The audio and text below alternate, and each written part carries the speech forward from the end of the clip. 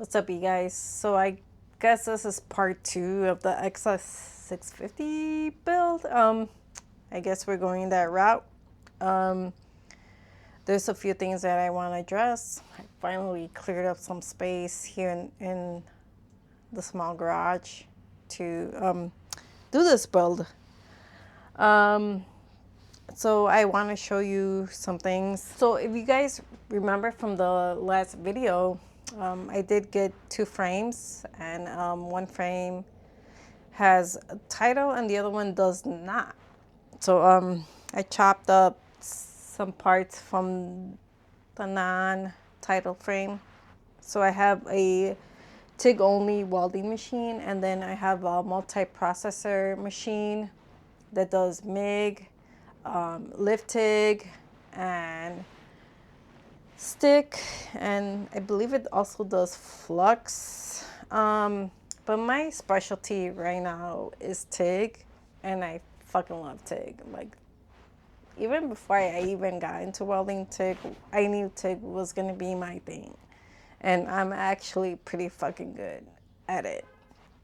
I only have 120 volts available to me. This dedicated TIG welder that I have is a dual voltage, so it's a 120 and a 240 TIG machine.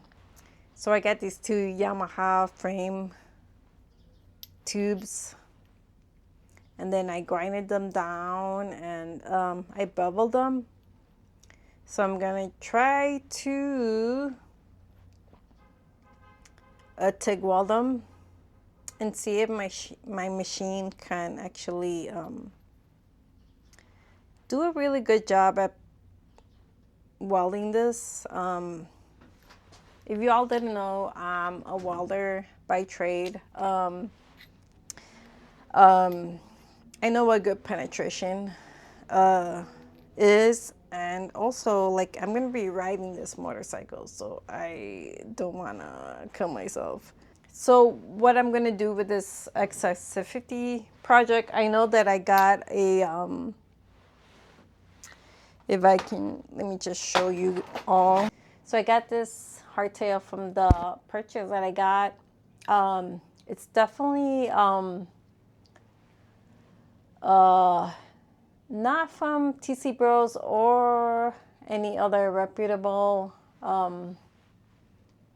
place. It definitely looks like it was maybe homemade. And I showed you before, like, the walls are pretty good, but structurally, the top is really good, but the bottom, if I can zoom in, it's slotted, and it's really not best for it to be slotted. You kind of want to put slugs into the existing original frame, and then fit it, and then TIG weld it, or weld it. So I'm not gonna go with this hardtail that I got in the purchase. So I just recently purchased a Voodoo Fabrication Customs hardtail. I know there's a TC Bro hardtail out there, and but I went with the Voodoo because I heard a lot of, like, I've been on forums, and a lot of guys like that hardtail. It's a little more pricier than the TC Bros, but people were talking about they liked the lines. And as an ex-architectural student, lines mean something to me. And like I looked at a lot of, like, pictures of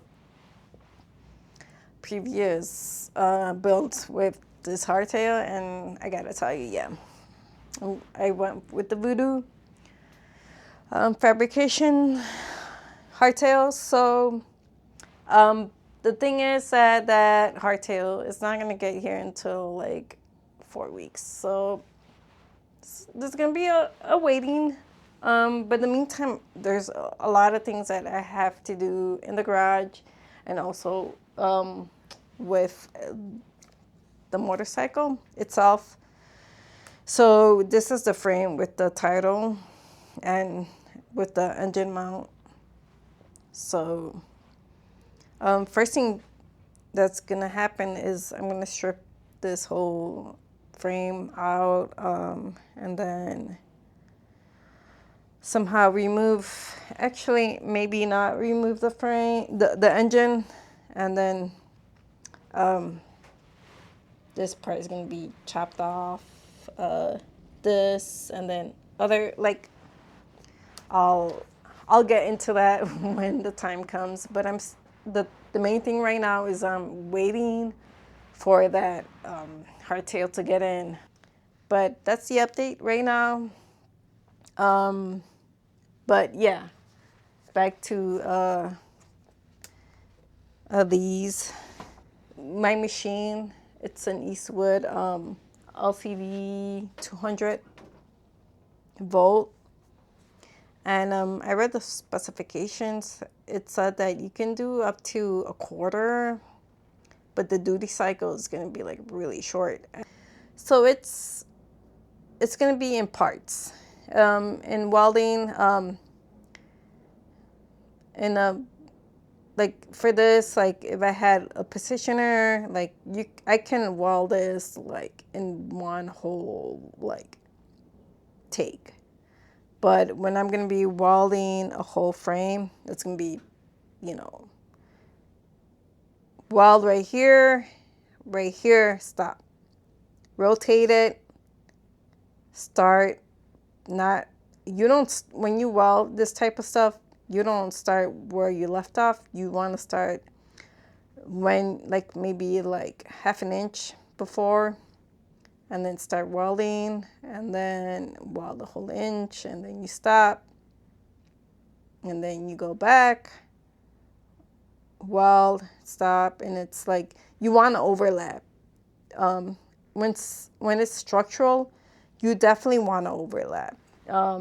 Structural, or you want like something that's gas tight, or you know, that's what I learned. That's what I do at work. Yeah, I was like, when I was like, I'm gonna weld this, I'm like, oh shit, yeah, I only have a availability of a 120 volt. And my machine can do 240 volts. It's a dual welder, so it can do 120 volts and it can do 240 volt. But right now, what's available to me is 120 volts. But I looked at the settings and I said max I can do a quarter inch thickness of material. That's mild steel on TIG welding. But actually, let me show you guys one more thing. So if you guys ever, just for reference, so I have this little gauge here. Let me show you all the gauges available. It starts with 24 gauges and it goes all the way down. And you can see the gaps when like 5/16. That's pretty fucking thick metal. So the machine is you can do 1/4 inch, but I don't really trust it.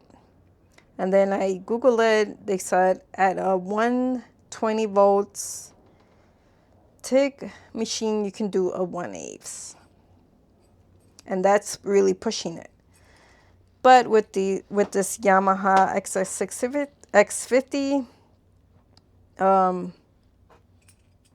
this material is not even that thick. But it's definitely 14 gauge because I tried the 18 gauge and that is so big. It's so big. And then I tried the 16 gauge and it's not. So the 14 gauge is 0.747 inches. yeah, so that's the situation right now. Thing right now is like, I'm just so busy. I've been doing overtime at work and then waiting for parts and then trying to figure out what parts I need. I'm still ordering stuff. And then, yeah, I know riding season is around the corner. If you're on ride day, May 2nd is here in Chicago. We're going to do our big ride. So, yeah, that's going to be fun. I'm like, really excited for riding season to finally start. So, it's going to be cool. Thanks for watching. Peace out.